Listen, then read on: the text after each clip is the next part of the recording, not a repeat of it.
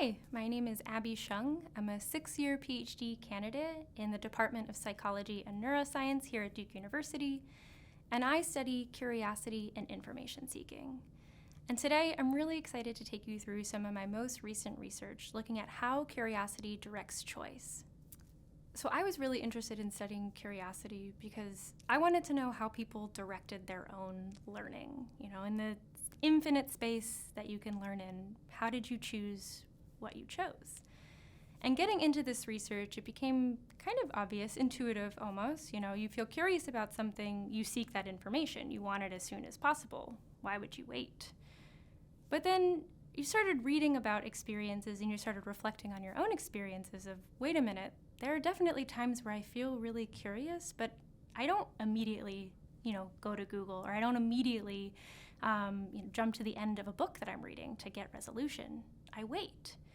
And it became kind of striking to me, what accounts for this behavior? Is this related to curiosity as well?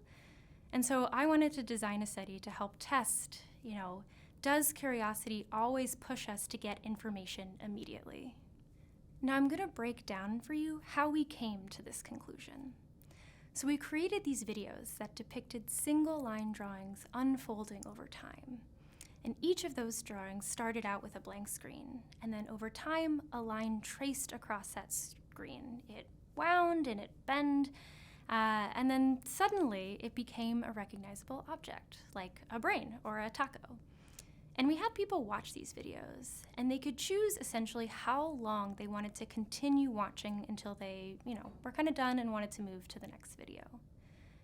And critically, within our study, we had a key manipulation where people could decide if they wanted to continue watching these videos kind of at their natural pace, or they could skip watching the video, instead jump to the end and see the final drawing completed and realized.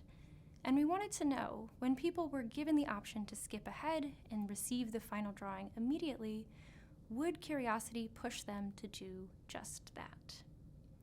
In fact, we saw the opposite. So when people were curious, they actually wanted to continue watching these videos as they naturally unfolded. And critically, this wasn't just, I want to watch these videos because they're fun and they're entertaining. That was only part of it. This choice to continue engaging was tied to this experience of resolution, of finding out what the object of the drawing was going to be. And specifically, people waited until they knew the identity of the drawing before they stopped these videos and moved on to the next. And to us, this meant that the value of seeking information was tied to reaching resolution, but importantly, reaching resolution in due time, so not rushing the process.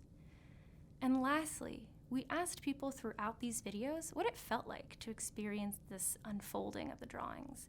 Were watching these drawings something that people enjoyed, or did it feel frustrating to have to wait for the reveal?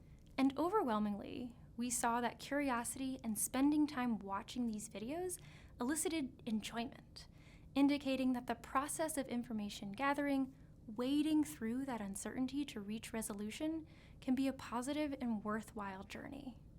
So collectively, we concluded from this work that curiosity can foster the patience to allow information to unfold over time, leading to and enhancing the experience of discovery. Now, what does this mean when we think about curiosity operating in the real world? I wanted to highlight two takeaways that felt really important to me. The first is that uncertainty, this feeling of not knowing, doesn't have to be aversive. It doesn't mean there's always a gap that must be filled immediately. To me, this felt important for understanding how one should actually approach uncertainty. So less like there's a signal that something's wrong and we need answers ASAP, and more as an opportunity to learn and a place for discovery. A second point, related but I thought it needed its own place to shine, is the idea that we can and maybe should be patient with the process.